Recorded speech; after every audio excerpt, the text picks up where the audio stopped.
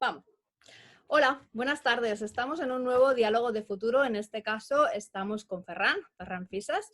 Él es el presidente, quiero que lo veáis aquí, el presidente del Culinary Institute of Barcelona. Ahora sabremos un poquito más qué es esto en cuanto él nos vaya a contar. Y nada, estamos, bueno, primero darte la bienvenida, las gracias, Ferran, porque, Y, bueno, pues nos vas a contar muchas cosas que tienen que ver no solamente con gastronomía y futuros profesionales, sino también con educación. Así que bienvenido y gracias por participar. Lo primero. Muchas gracias, Gemma. Es un placer, contento de estar aquí y de contribuir en lo que yo pueda, en mis pocos conocimientos que tengo, pero bueno, algo de experiencia sí. Y tan. Y, bueno, poder transmitir el mensaje a todo el mundo. O sea, encantado de estar aquí, la Claro que verdad. sí, Ferran. De pocos conocimientos, no. Yo conozco la escuela, te conozco a ti y sé que de pocos conocimientos no son. Bueno, vamos a empezar por el primer punto que para todos es común, luego ya es cuando empezamos a divergir en los diferentes temas, pero que siempre me gusta saber vuestra mirada como lector del punto de partida de estos futuros mejorados que entre todos queremos construir, que fue cuando escribí el libro de los 12 mandamientos para diseñar un futuro mejor.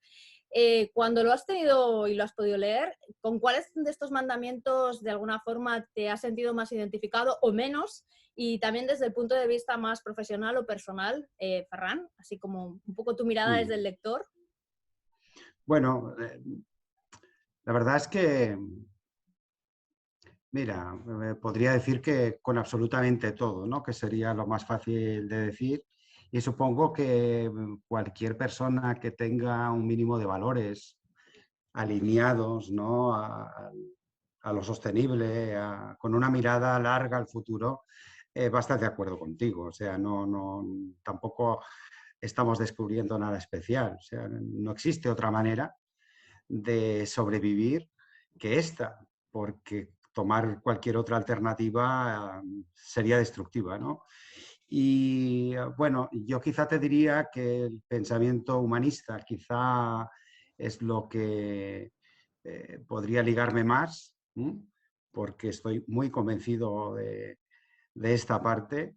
Y lo tratamos aquí en la escuela también, ¿no? Porque no solamente estamos hablando de una sostenibilidad en cuanto al modelo gastronómico, sino que estamos hablando de una sostenibilidad social en general, a modelos de gestión diferentes, a modelos de relación y de liderazgo que también sean diferentes. Y claro, yo creo que esta es nuestra aportación, ¿eh? Y, Genial. pero diría que es en lo global, por supuesto que sí. Total.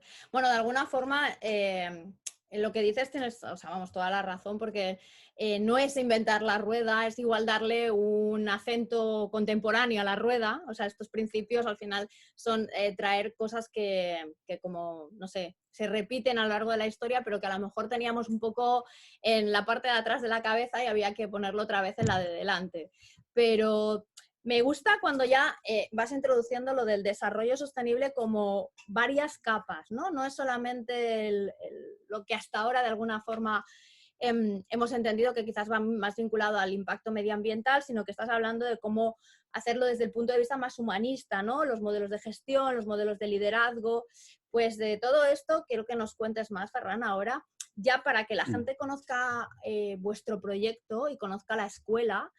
Si nos puedes explicar un poco qué es el instituto, bueno, el Culinary El Institute of culinario. Barcelona y cómo visionaste tú este futuro de la educación, donde ya entra estos modelos de gestión y de liderazgo, dentro de lo que es este primer, llamémosle prototipo grande, que es esta Sí. escuela.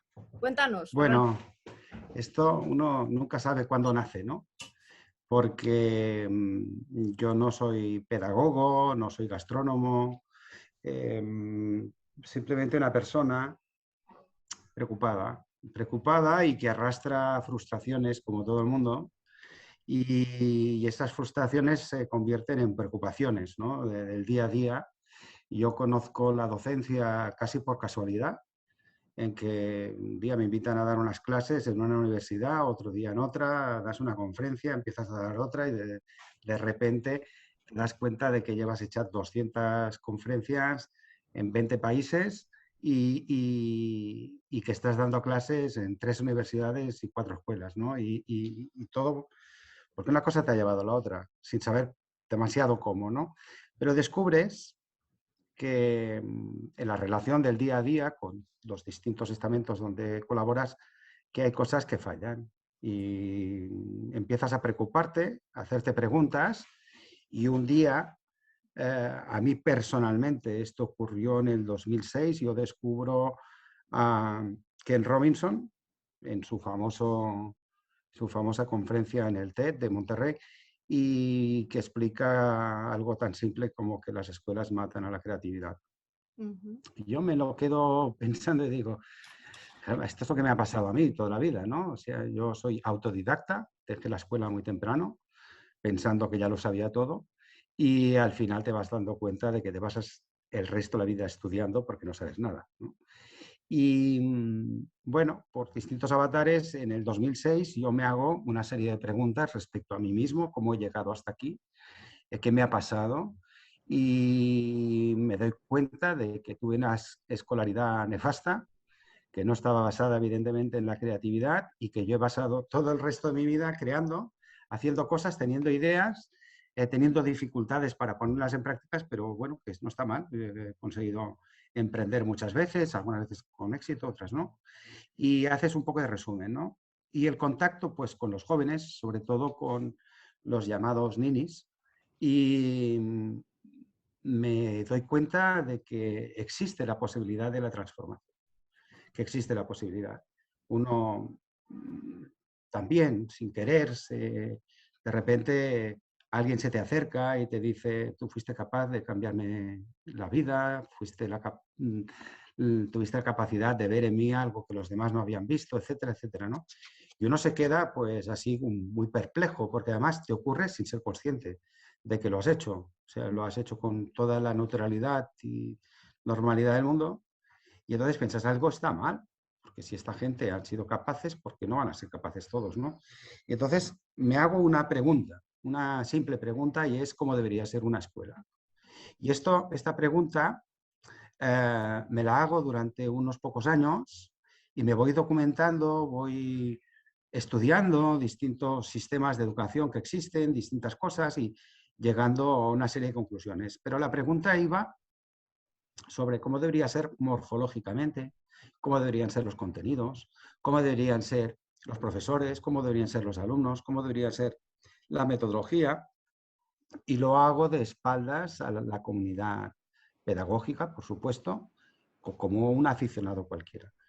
Pero de repente, uno cuando acaba este, este relato, dices, pues tampoco es tan difícil. Pues mira, no sé, tenía otras cosas que hacer, pero esta me motivaba mucho y dije, bueno, pues creo que sí, que lo puedo hacer. Y me busqué la vida, busqué mis socios, mis compañeros de viaje, los convencí, fue extremadamente fácil. Eh, Fue fácil porque lo hicimos en un bar con un whisky, frente a un whisky todo es muy fácil. Y los convencí enseguida. ¿Vamos a hacerlo? Sí. Solo nos faltaba el dinero, lo fuimos a buscar, también lo conseguimos. Y el resultado es esto, es el Culinary Institute of Barcelona. ¿Por Genial. qué culinario? Pues porque tenía muchas cosas a su favor. Verás, el mundo de la cocina es un mundo que exige la creatividad, que exige la innovación y además cuando la pones en práctica tiene un resultado inmediato. Y eso a mí me pareció que era mágico porque cualquier cosa que hiciéramos la podíamos poner en práctica, ¿no? Y luego el mundo de la gastronomía y de lo culinario, aquí en España en concreto, pero más en Cataluña y Euskadi, tiene una característica que la hacen única en lo empresarial. Es que los cocineros han sido capaces de hacer lo que no han hecho otros segmentos, otros sectores, ¿no? Que ha sido crear, innovar, aportar valor, exportar, Ujú. ponerse de acuerdo, tener complicidades, compartir, crear sinergias, en fin, una serie de cosas que pensaba, esto es bueno y esto está bien encaminado y tiene buena pinta. Y entonces ahí es donde yo me fijé. ¿Eh? Bien. Y el proyecto se hizo realidad, abrimos al público hace un poco más de 2 años, el 8 de enero del 2019. Han entrado por aquí ya casi 400 personas que Las vienen de nacionalidades, todo. porque es una cosa que a mí me ¿Eh? gusta, que nos cuentes no solo las personas, sino de cuántas nacionalidades han venido, que esto es algo muy... Pues de los 5 continentes. Ujú. Ahora mismo aquí conviven alumnos que llegan de todas partes. Hay muy poca gente de aquí, local, muy poca gente, quizá el 5% son españoles. Y, pero el resto vienen de todos los continentes, o sea, desde Hawái, Australia, pasando por toda Asia, distintos países de África, del norte, del sur, del centro, del África negra, de Norteamérica, Centroamérica, Caribe y Sudamérica, o sea, de todas partes del globo están aquí, que hacen miles de kilómetros para vivir esta experiencia nueva, novedosa, en lo educativo, que diríamos que se define en tres ejes que están impregnados en todo lo que se hace, que son creatividad, entendida como una herramienta que te permite encontrar soluciones, la innovación, que es lo que te permite traccionar en el mercado, ir por delante. Si no innovas, tendrás que seguir al que ya ha innovado. Y luego la mirada constante al futuro. ¿Eh? Esta quizá es la característica más importante, porque aquí hablamos muchísimo de futuro, muchísimo, continuamente. De Perfecto. hecho, hay una materia que se llama futuro, ¿no? Donde vemos ventanas de futuros posibles de cualquier ámbito, no necesariamente culinario. De hecho, nunca son culinarios, son de otros ámbitos. Y luego vemos esas ventanas cómo nos afectan, ¿no? Bien. Estos seríamos los tres ejes. Y luego, Vale. como particularidad en la metodología, te diría que está el hecho de que nosotros, a diferencia de cualquier otra escuela, hemos renunciado al microconocimiento. Es decir, no evaluamos a la gente por lo que sabe, sino qué sabe hacer con lo que sabe. Porque entendemos que el humano ha cambiado una serie de funciones, ¿no? Y la memoria, por ejemplo, ahora la tenemos en otro lugar. O sea, no sé cuántos números de teléfono conoces tú de memoria, pero yo solo me sé el mío, que no sé ninguno más. Y no necesito saberlos. Y cuando quiero saber cualquier cosa, pues voy a un buscador, lo encuentro inmediatamente, gratuitamente, y tengo acceso al conocimiento. Y esto los sistemas educativos todavía no lo tienen en cuenta. O sea, tienen mapas taxonómicos que empiezan por la memoria y ahora la memoria no es necesaria de la misma manera que la necesitamos. Y en cambio hacemos hincapié en otras cosas que no se explican en las escuelas. Un día leí un artículo que decía que el 85% de las razones por las cuales se despide a un trabajador cuando no es una causa económica no tiene nada que ver con su conocimiento. Es por sus habilidades, por sus actitudes o porque no es capaz de reconocer sus posibilidades. Y claro, y esto, nada de esas cosas nos las enseñan en la escuela. Por lo tanto, llegamos a la conclusión de que las escuelas no están enseñando lo correcto. Y es lo que hacemos aquí. ¿Eh? No solamente enseñar a cocinar, sino hay el 30% de la carga está en el ámbito de las habilidades, de las posibilidades o de las actitudes, ¿no? Y Genial. eso es lo que ha sido tan novedoso y ha dado tanto éxito a la escuela y por eso está llegando tanta gente de todas partes. Me gusta. Ferran, voy a interrumpirte un momento porque quiero, con todo lo que has dicho, ni que sea destacar unas cuantas cosas. Me voy un momento atrás para destacar porque al final hay como dos bloques de cosas que nos has contado. Por un lado, yo creo que hay una experiencia personal, se nota que es un proyecto vivido y motivado y buscado. Y eso está muy ligado a descubre tu ikigai personal, ¿no? O sea, yo creo que ahí tú has tenido, bueno, tu inquietud y tu motivación por buscarlo y evidentemente se vuelca en un proyecto que como emprendedor has llevado a cabo y que además es muy interesante porque has dicho que ofrece todo este movimiento autodidacta que yo pongo mucho en valor y que creo que nos va dando pistas de cosas que tenemos que poner en el futuro, ofrece la posibilidad de la transformación, algo que hasta ahora quizás no nos hemos dado tanto cuenta de que la transformación no es tanto lo que viene de fuera como lo que viene de dentro, ¿vale? Entonces, esto me parece muy, muy interesante desde tu experiencia más personal, Y luego desde la experiencia ya de lo que es la escuela,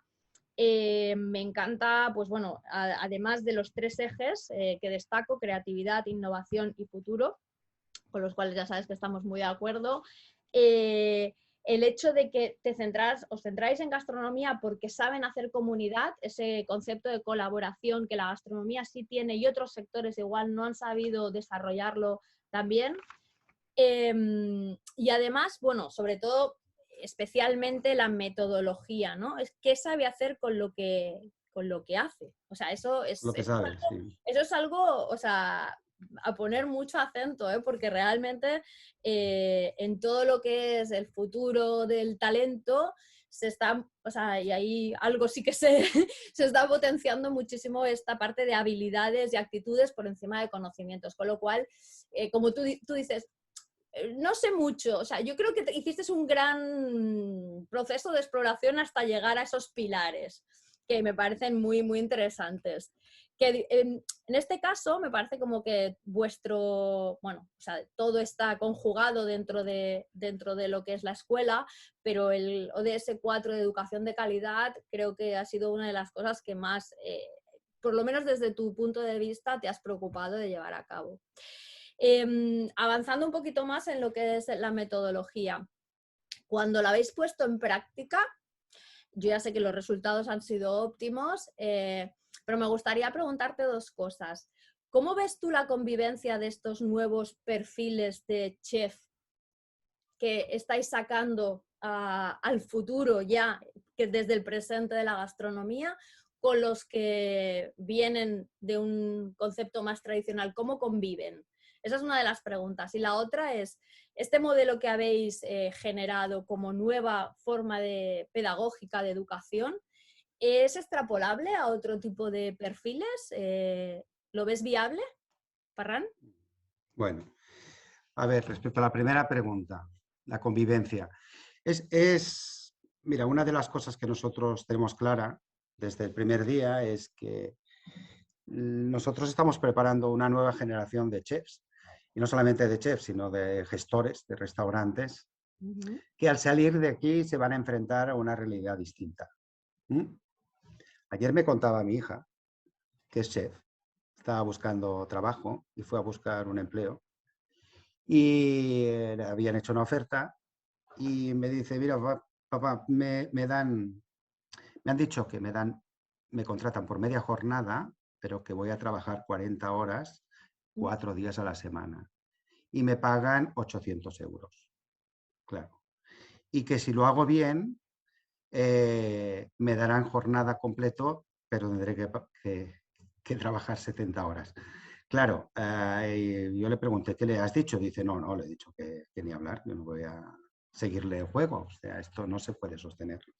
Bueno, esto es sostenibilidad también, ¿no? O sea, lo que nosotros estamos explicando a nuestros alumnos es que no pueden seguir así, que no se puede basar un negocio en la explotación salarial, horaria de trabajador. O sea, esto no está bien, que lo que tienen que hacer es propuestas de valor suficientemente potentes como para que puedan pagar bien y que sean sostenibles. O sea, y si no, has tenido una mala idea, simplemente. Y el público tiene también que aprender a diferenciar todo esto. Bueno, para hacerlo posible, nosotros para poder estudiar aquí, no es fácil, tienes que pasar un proceso de admisión complejo y nuestros alumnos son emprendedores. Y lo que nosotros estamos construyendo son una nueva generación de gente que tendrán modelos de negocio diferentes a estos. No estarán alineados con la explotación salarial o de horarios, porque van a hacer propuestas de valor mucho más avanzadas que podrán sostenerse sin necesidad de estos ejes, ¿no? ¿Que van a convivir con los demás? Por supuesto, tendrán que convivir, pero esperemos que al final ganen los míos, ¿no? Y Vale. que se vayan imponiendo. De hecho, yo estoy convencido que acabará imponiéndose porque esto está ocurriendo no solo en este sector, sino en muchos otros. Muchos otros. Hay conciencia de que el modelo es insostenible y que por lo tanto tiene que cambiar, ¿no? Hacia modelos de más sostenibilidad no solo ecológica, sino sensorial, empresarial, etcétera. O sea, la sostenibilidad tiene que tener, como tú has dicho, muchas capas y hay que atacarlas todas, ¿no? Y luego me preguntabas... decir que es calidad, entonces la sostenibilidad tiene mucho que ver con la calidad en este caso, ¿no? También. Sí, sí, pero la calidad entendida también en todas sus facetas, ¿eh? O sea, tampoco tiene que ser una calidad, porque tenemos tendencia a pensar que la calidad es eso que sensorialmente o que emocionalmente nos satisface, etcétera, ¿no? Pero no tiene que ir mucho, mucho más allá. O sea, no puede convivir la calidad con unos procesos de fabricación, por ejemplo, que no tienen calidad, ¿no?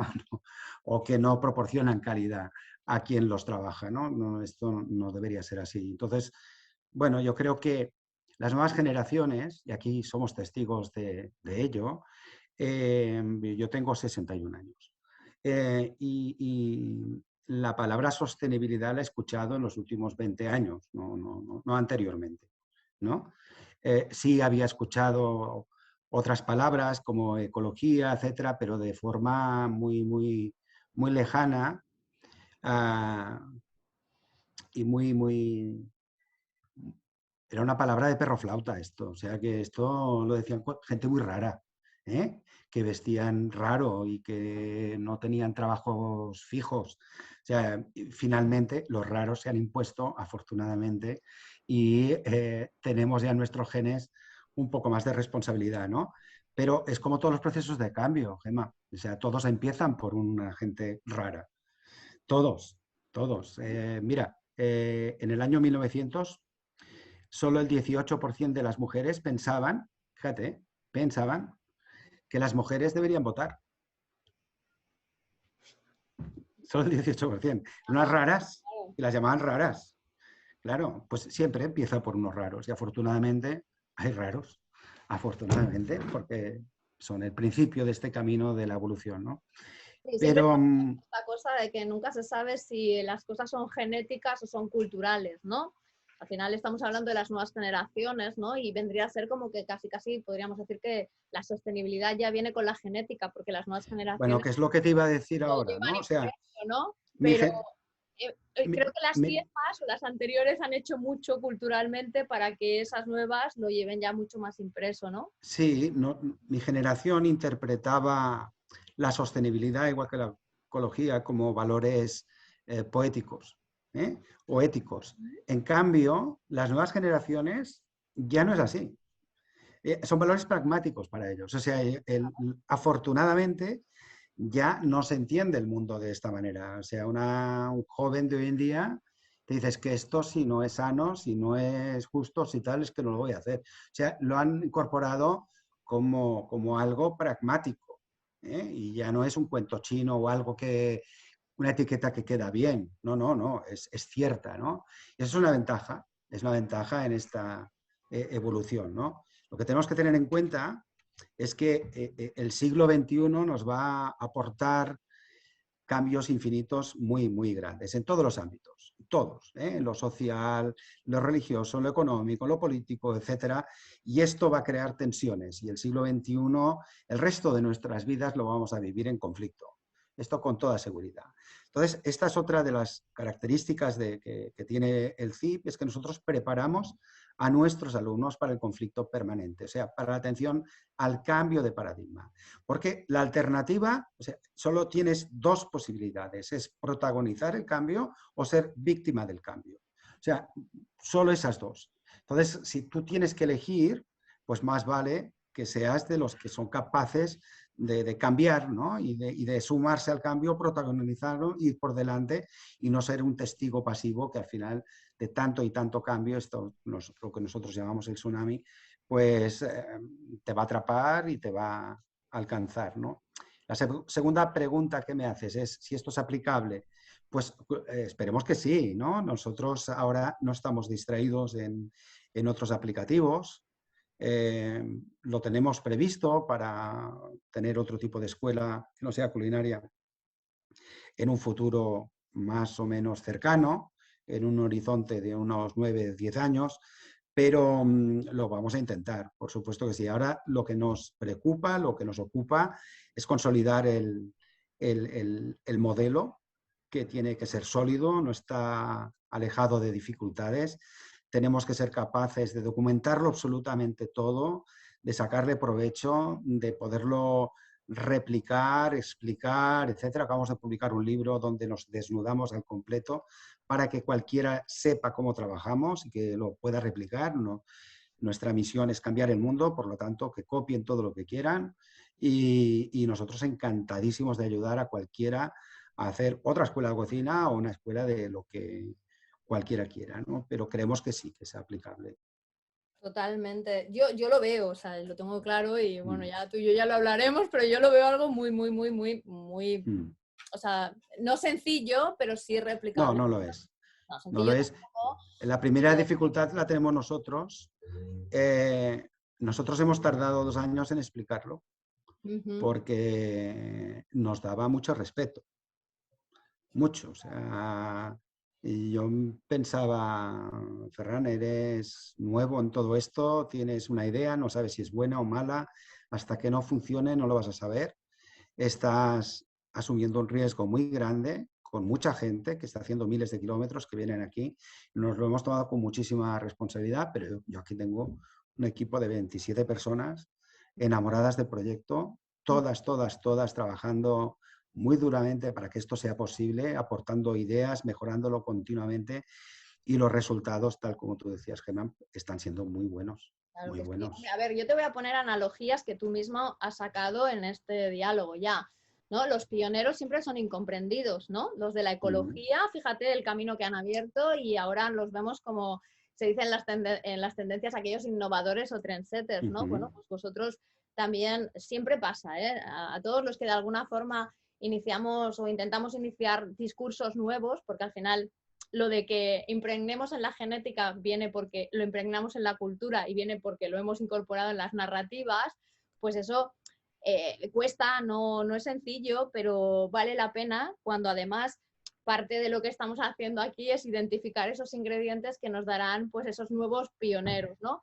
Y además me ha encantado algo que dices, bueno, la ecología antes eran valores poéticos, ahora son valores pragmáticos, ¿no? Creo que va a ser la frase que igual me quedo con ella porque realmente es muy buena.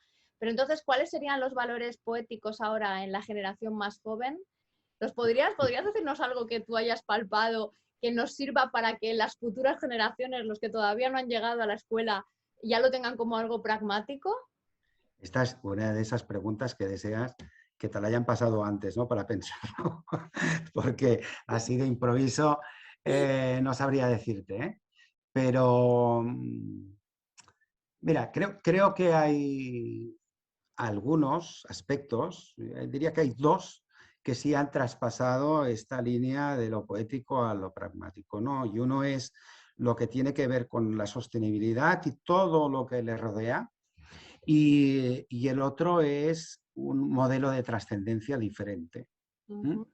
-huh, Mi generación estaba preocupado por la trascendencia del el largo plazo de lo económico, ¿eh?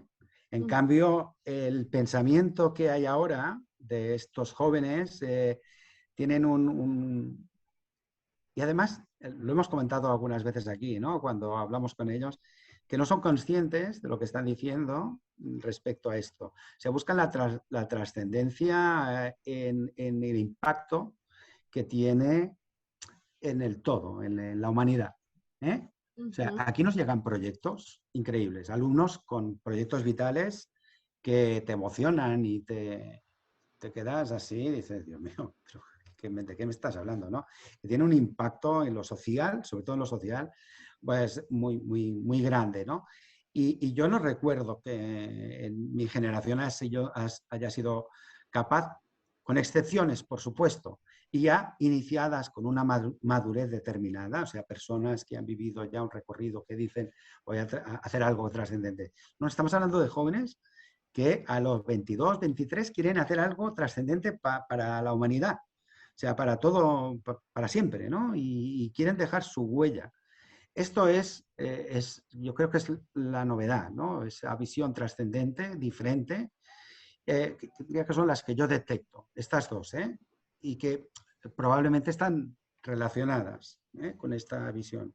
Son generación... Pero estoy de acuerdo en que la visión trascendente es una evolución de lo anterior. Es verdad que me parece que lo poético ahora es esa visión trascendente y probablemente en unos cuantos años ya será Sí, lo pragmático. Y sí, sí, sí. los chicos o las chicas o los robots, que sabe lo que os Mm, encontraréis en unos años estudiando en el instituto, mm, probablemente ya vendrán con eso en la genética, ¿no? O sea, cosa que ahora sí. no deja de ser un poco, no es anecdótico, porque es cierto que estoy de acuerdo que no es anecdótico, pero todavía es sorprendente. Entonces, no, Mm. y aparte, bueno, digamos que estamos hablando de un colectivo que, como tú dices, sufre un proceso de selección importante, Sí, sí, está sesgado, claro, es, claro. digamos que la representación masiva de Mm, todos los no, jóvenes de no, toda esa es generación, cierto, es cierto. con lo cual me vale mucho como ingrediente y esto. Sí, Mira, sí, sí. voy a destacar una frase que me gusta mucho. Vosotros tenéis un manifiesto y en el manifiesto pone que el futuro debe ser la constante a analizar para preparar a los jóvenes en los procesos de cambio, algo que ya nos has avisado, o sea, nos has anunciado Mm, dentro de los tres ejes con los que trabajáis, creatividad, innovación y futuro. mm. Hablando un poco de futuro, cuéntanos cosas que introducís desde la visión de futuro y luego te haré otra pregunta de futuro, pero cuéntanos cosas que introducís desde la visión de futuros, ya. Ejemplos, Sí. ¿te refieres? Bueno, pues mira, la última sesión que hemos hecho de futuro fue la semana pasada, donde vino una empresa de postproducción metropolitana y nos hizo una demostración de 2 horas respecto a su capacidad de manipulación de la imagen y Ujú. del sonido, y hablamos del deepfake. O sea, de Vale. hecho son los autores del anuncio este de Lola Flores y lo hicieron aquí, nos lo explicaron, y no solamente esto, sino otros ejemplos. Y esto nos sirvió de base para el debate posterior, ¿no? Que es sobre lo que llamamos las nuevas verdades. O sea, tenemos que aprender a vivir con verdades fabricadas. O sea, que están basadas en la mentira, la falsedad, Ujú. pero tenemos que aprender a vivir con eso. O sea, no vamos a eliminar las fake news, pero tenemos que saber distinguirlas, ¿no? Y saber manejarnos con todo esto, ¿no? Entonces, bueno, trabajamos este modelo a partir de una visión eh, práctica de lo que significa todo esto, ¿no? Y de ahí nos sirve de excusa para ver, o sea, generar un debate. Anteriormente, pues habíamos hecho, pues no sé, la anterior la hicimos desde Hamburgo, donde una ingeniero de la ESA, de la Agencia Espacial Europea, que es la encargada de diseñar la vida de los astronautas cuando vivan en Marte. Y entonces, bueno, nos estuvo hablando durante 2 horas de este fenómeno y es increíble porque los alumnos tienen una capacidad de hacer preguntas increíble en cualquier caso. Hemos tenido también robots de todo tipo. Hemos hablado del futuro desde un punto de vista de la antropología, o sea, desde el pasado. Hemos hablado del futuro, o sea, hemos tenido muchas experiencias de estas que lo importante es visualizar un futuro posible y entonces desde ahí extraer esa visión, ese camino, cómo me afecta esto a mi trabajo diario, a cómo funciona el mundo en un tiempo no demasiado lejano, porque tampoco somos locos como para pensar en futuros muy lejanos, sino en cosas que son siempre posibles, ¿no? Y esto hace que los alumnos adquieran una madurez eh, que les diferencia de otros alumnos que solo estudian el pasado.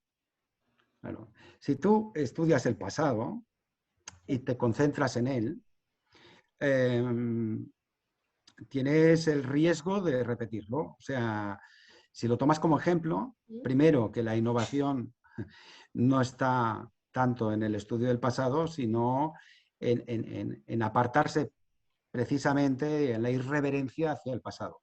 ¿eh?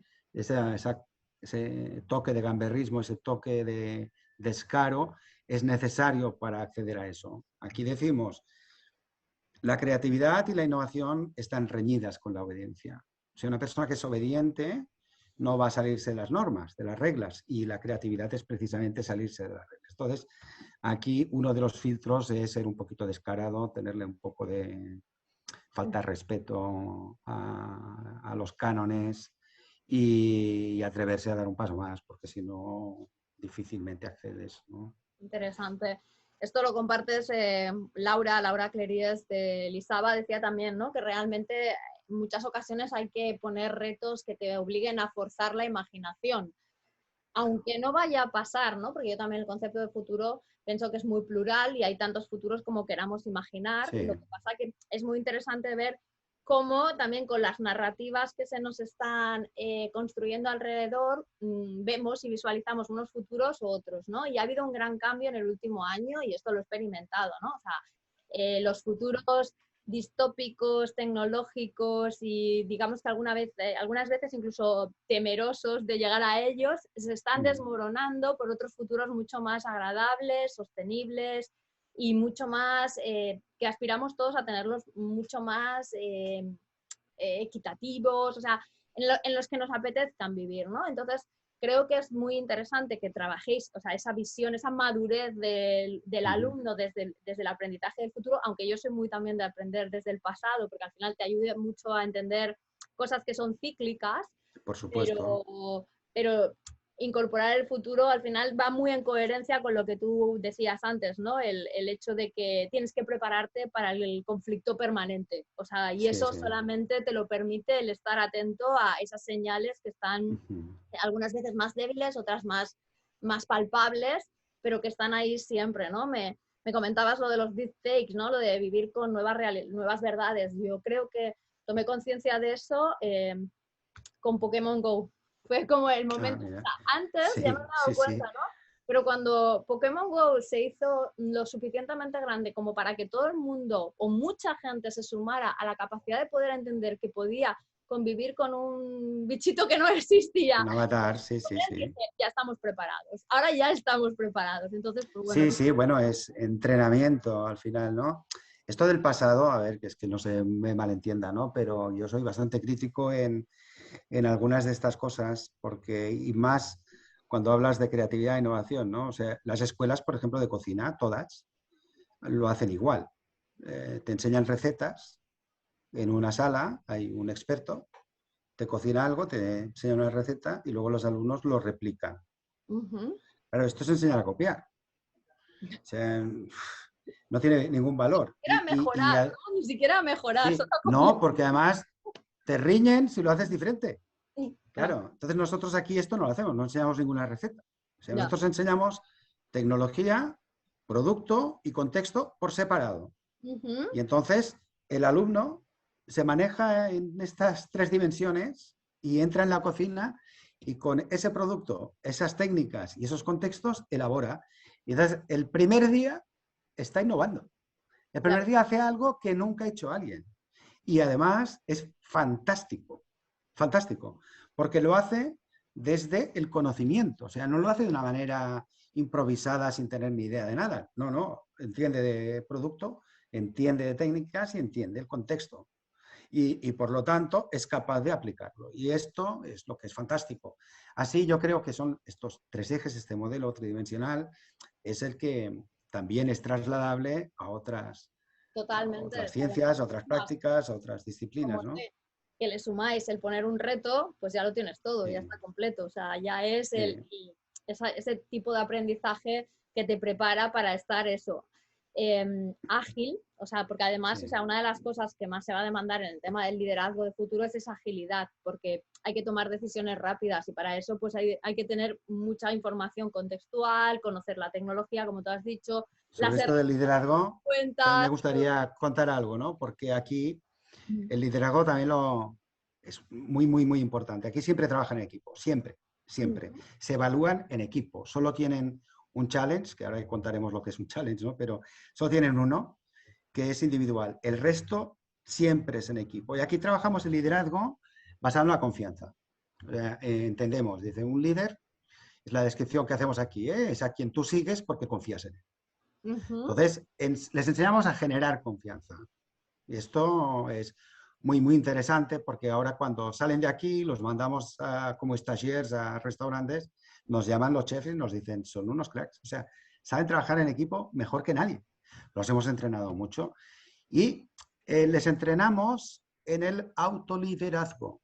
Ujú. En autoliderazgo. O sea, entendemos que no puedes liderar a otros si no sabes liderarte a ti mismo. Ujú. Y esto lo tienen muy, muy bien, lo interpretan enseguida. Piensa que, imagínate, un grupo de 3, 4, 5 personas o hasta 8, ¿no?, en ocasiones, pero normalmente son grupos más pequeños, de distintas culturas, distintos idiomas, que hablan distintos idiomas. O sea, esto también lo podemos hablar, cómo tratamos el idioma aquí, que Ujú. decimos no es una frontera y lo estamos consiguiendo, ¿no? Pero distintas religiones, edades, sexos, etcétera, y conseguimos que trabajen juntos con un mismo objetivo, consiguiendo logros muy, muy altos, ¿no? Y claro, esto es otra característica que hay que incorporar en todas las escuelas, porque ya está bien de enseñar a la gente a ser el campeón. Es que nadie es campeón solo. Ya. Nadie consigue nada solo. O sea, todo se hace en equipo y en cambio no enseñamos a trabajar en equipo. Es que esto no está bien. No Ferran, te está voy a bien. decir que parece que has cogido el ABC de todas las cosas que había que sacar en un momento determinado en este 2021 y lo fuiste sumando al proceso y al modelo, ¿eh? Y esto Bueno, no porque se lo hace digo yo a años cualquiera. Esto no se lo digo yo a cualquiera, ¿eh? O sea que, mira, yo ya para porque, acabar te voy a hacer un par de preguntas, una que tiene que ver con algo que has introducido, que esta la voy a dejar para el final, y otra que me produce curiosidad para ver cómo visionas tú en esa visión de futuros que también tienes mucha información.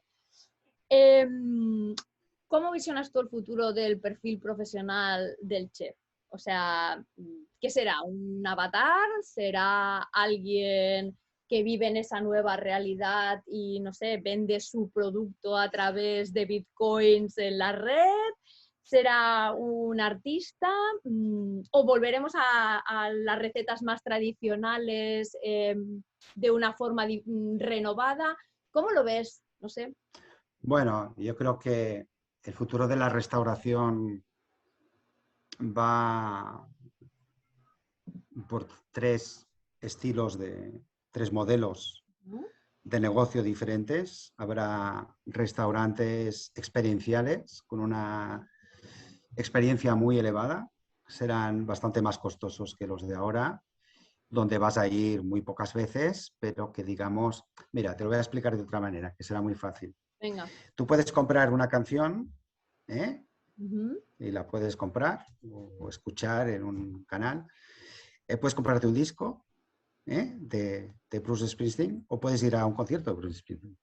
¿Mm? Claro. O sea, Ujú. puedes hacer las tres cosas: comprar la canción, comprar el disco y tal. Pues va, más o menos ocurrirá lo mismo con la cocina, ¿no? O sea, la cocina experiencial tú la vas a pagar. Tú puedes ir a un concierto de Bruce y gastarte unos cuantos cientos, incluso miles, porque lo hacen en París o lo hacen en Nueva York y te apetece vivir la experiencia global y haces esto, igual que vas a la Champions y vas a la final del partido, ¿eh? Y puedes consumir el partido por televisión, ¿eh?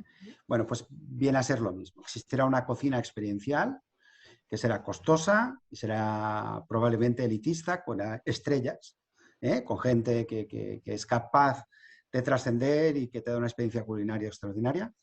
Habrá una cocina más fragmentada, probablemente restaurantes monoproducto, que son especialistas en hacer una sola cosa o un segmento de cosas que estarán muy ricas y tal, pero ¿qué es eso? Ujú. Mucho más prácticas, económicas, etcétera. Y finalmente una cocina de batalla que estará dominada por la quinta gama, ¿eh? Y será prefabricada y es un lugar de consumo o de adquisición de un producto, etcétera, comer, y que la única función es alimentarse allí y ya está, no tiene ninguna otra pretensión. Con estos tres. Bueno, pues necesitamos chefs para los tres. O sea, gente capaz de gestionarse en un ámbito, en el otro y en el otro. O sea, esto existirá. Pero creo que el chef del futuro es alguien mucho más vinculado a la salud, por ejemplo, que ahora, con Ujú. conocimientos, de lo que es saludable y no solamente lo que es gustoso y no es gustoso. Será un muy buen gestor, porque si no, no podrá ser responsable. Tendrá que ser un buen gestor. Tendrá gestor no solamente en lo económico, que también lo tendrá que ser, sino gestor de residuos, gestor de compras, gestor responsable, ¿no? Y gestor de personas también. O sea, que al final tendrá que ser una persona que tiene unas capacidades más 360 de lo que es ahora, que está muy focalizado, será una persona mucho con más conocimientos generales, ¿no? Y por último, te diría que al menos en los modelos más elitistas, esta cocina de experiencia, tendrá que ser un gestor de experiencias, o sea, una persona que es un artista completo, ¿no? Que sobrepasa la cocina, que pasa la sala, que es capaz de generar un espectáculo culinario, como ya hemos empezado a ver, ¿no? En algunos fenómenos, que ya no solamente lo que comes, sino cómo lo comes, y que ya no es la cocina solo del producto, es la cocina de los sentidos, ¿no? Totalmente. Creo que sí. Bueno, Lo demás, pero si cobran apuntan bitcoins... bastantes cosas que ya hay pequeños ingredientes y ahí vamos a ir. Mi última pregunta la has introducido y me parece muy interesante, ya que tú tienes, o sea, sinceramente, no todos los espacios, no todos los lugares donde nosotros vivimos son pequeñas Babilonias.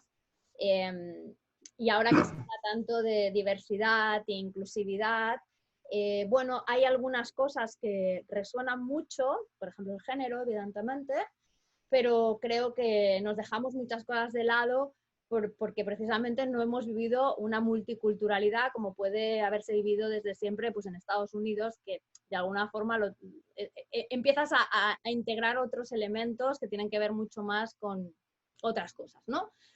Entonces, vosotros que tenéis esa pequeña Babilonia, esta multiculturalidad, ¿en qué os enriquece y cómo la potenciáis? ¿Cómo la ponéis en valor? Porque, wow, yo considero que es un gran valor, pero cuéntame tú un poco, Ferran, para acabar, ¿cómo lo trabajáis? Bueno, es un aspecto que a veces les cuesta más a los alumnos que a nosotros.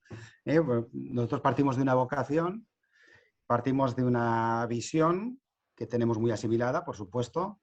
Entonces damos por supuesto muchas cosas, ¿no? Pero déjame explicarte, por ejemplo, barreras que cuestan.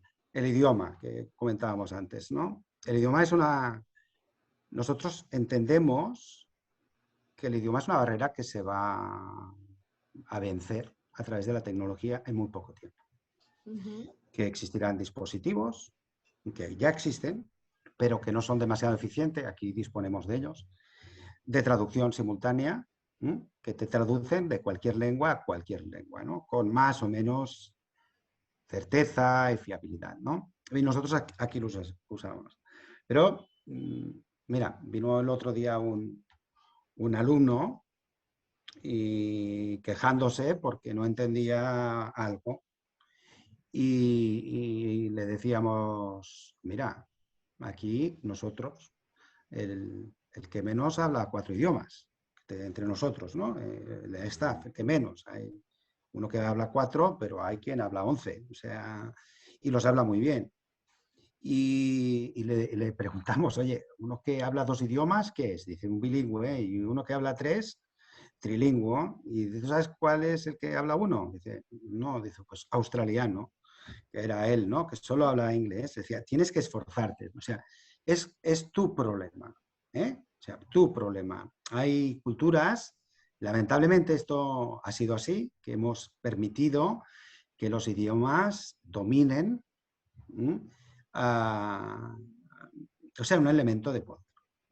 Si hablas inglés, puedes llegar muy lejos. Si no lo hablas, tienes muchas limitaciones en tu desarrollo personal. Nosotros estamos convencidos de que esto va a desaparecer. Va a desaparecer. O sea que muy poco tiempo. Entonces en el CIP ya hemos avanzado eso, ya decimos, no tenemos idioma. Y aquí cada uno habla el idioma que le da la gana. Y el esfuerzo lo tenemos que dar los demás. Tenemos herramientas de traducción que nos permiten naturalizar esto y entender al que habla urdú o al que habla, yo qué sé, tagalo, ¿no? Y tiene derecho a hablar en su propio idioma. Aquí decimos, el profesor tiene que dar la clase en el idioma en que llora. Que esto, para que se entiende, si la clase tiene que ser algo auténtico y tiene que expresarse desde las emociones. Entonces, ¿en qué idioma lloras tú? En el tuyo.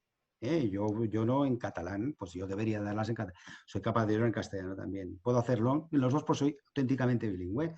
Me costaría llorar en inglés, porque tendría que traducir esos lamentos y no sé si lo sabría hacer. Pero se trata de eso, ¿no? Y entonces es el alumno el que tiene que asumir eso.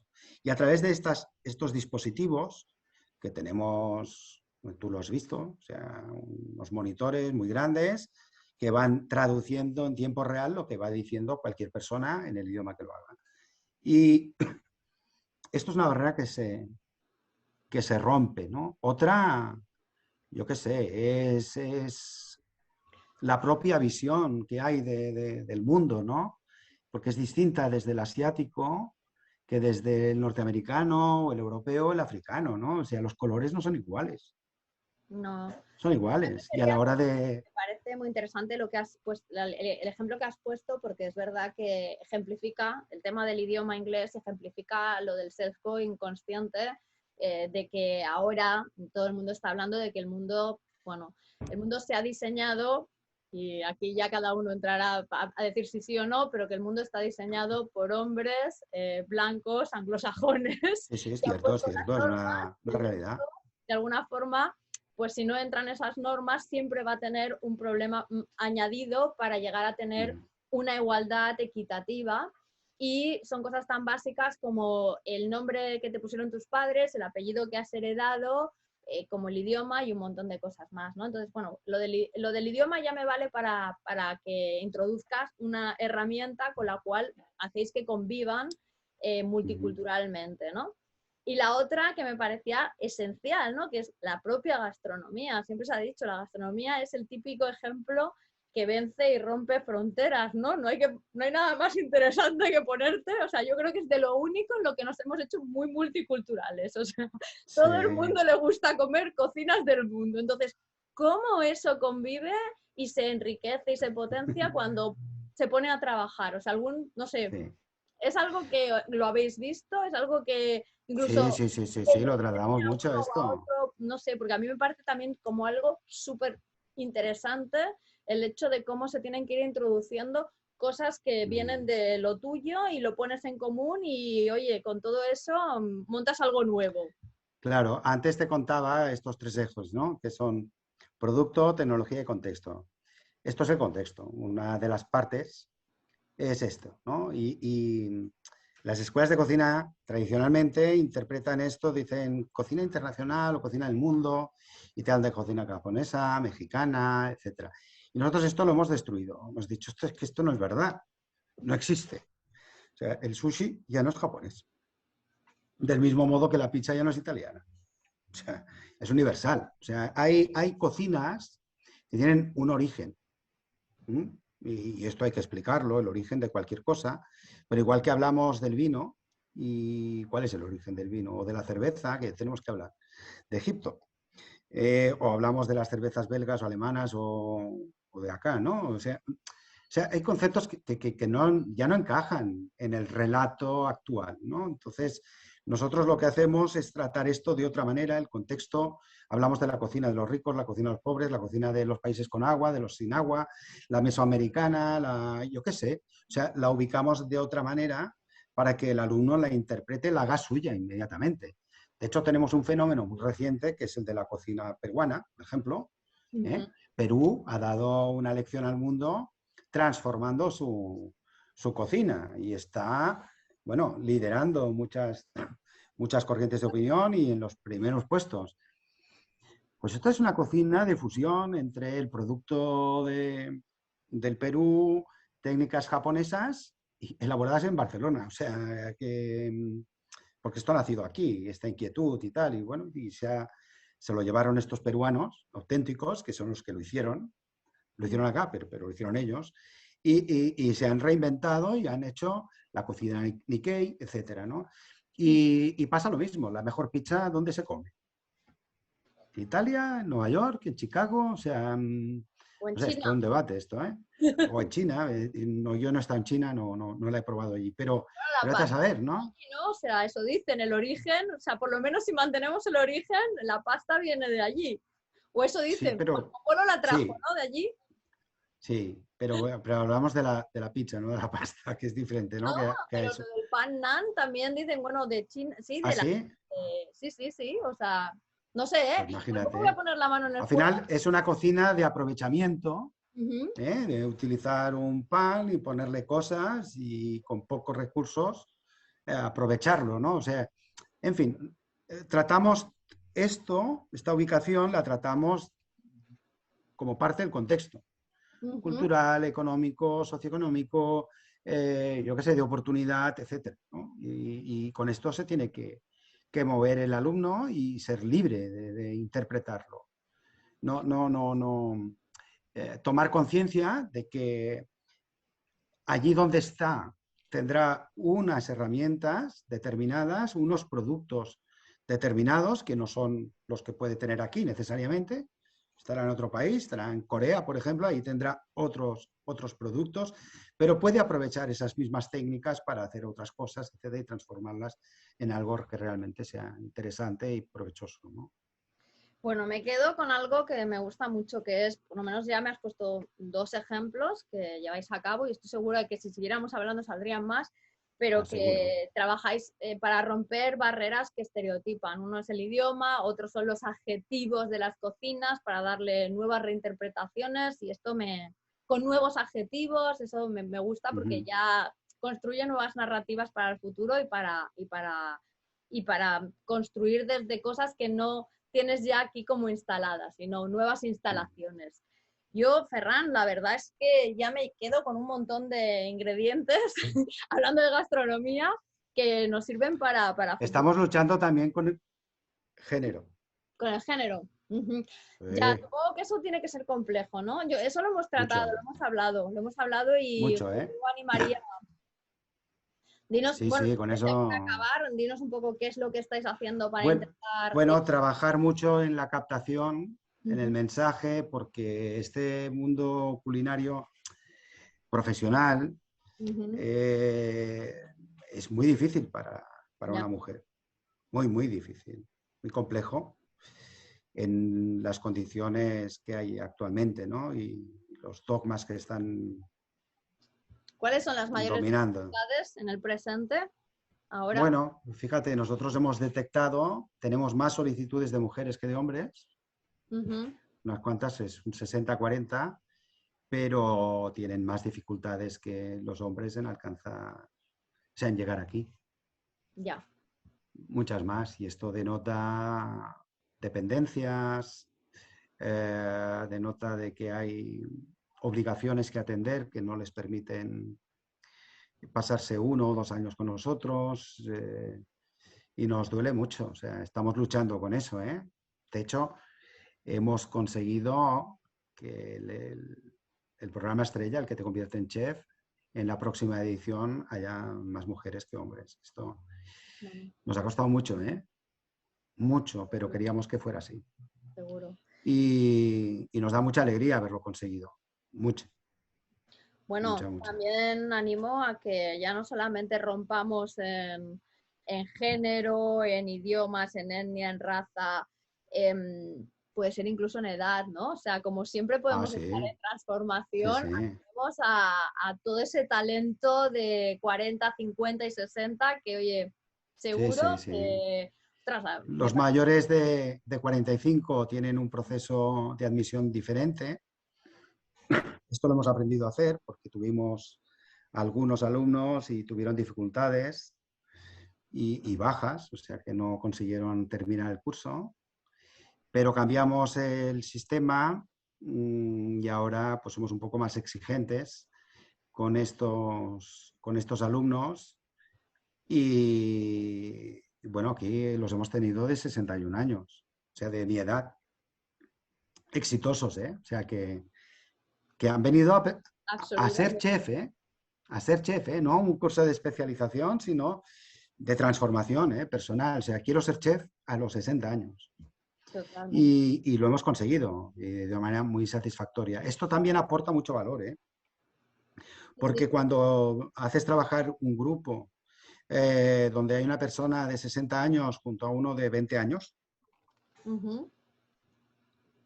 se consiguen cosas muy, muy interesantes. Muy interesantes.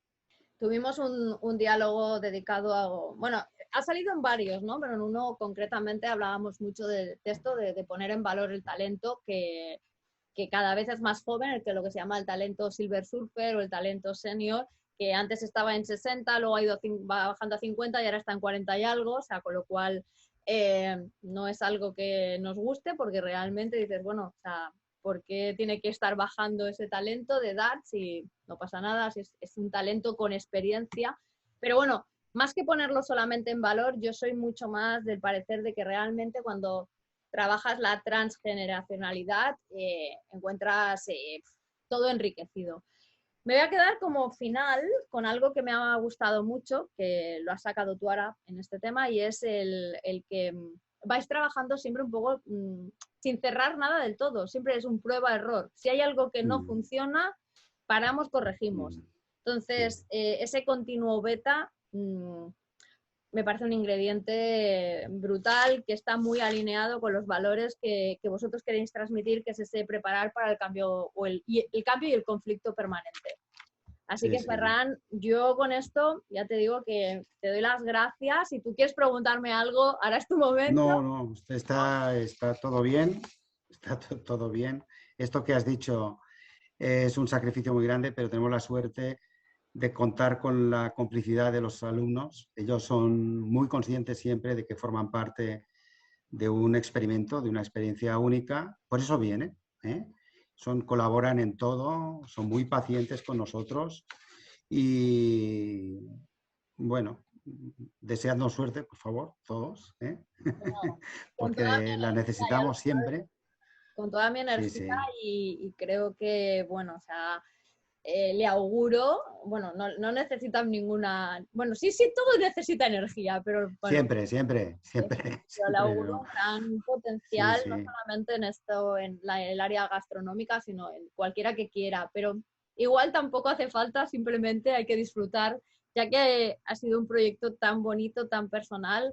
Mm, eh, Me alegro que de verdad esté teniendo estos éxitos, Ferran. sí. Invito a todo el mundo a visitarnos. Nos encanta enseñar la escuela, nos encanta. Es, no sé, es lo que más nos satisface, ¿no? Contagiar a los demás, explicar lo que hacemos, cómo lo hacemos, lo que decía antes, ¿no? Desnudarnos, explicarlo todo sin ninguna vergüenza, los errores que hemos cometido, sobre todo en la comunidad educativa, es a la que más tenemos ganas de contagiar. Ya vienen, aquí vienen universidades de todo el mundo a vernos, a visitarnos, nos monitorizan, no nos llaman la atención, o sea que supongo que todo está bien, nos mandan cuestionarios y de momento nos dicen que lo estamos haciendo muy bien. Pues ya está. Seguiremos intentándolo y por supuesto que sí. Claro que sí. Bueno, yo ya doy fea de que esas invitaciones son absolutamente experiencias súper agradables y nada, con esa invitación pues nos despedimos y Muy extensible a bien. todo el mundo. Ferran, muchísimas gracias por A todo. todos, a ti, Gemma, y a la audiencia, por supuesto, por la paciencia de escucharme. Claro que sí. ¿Vale? Gracias. Va, hasta luego.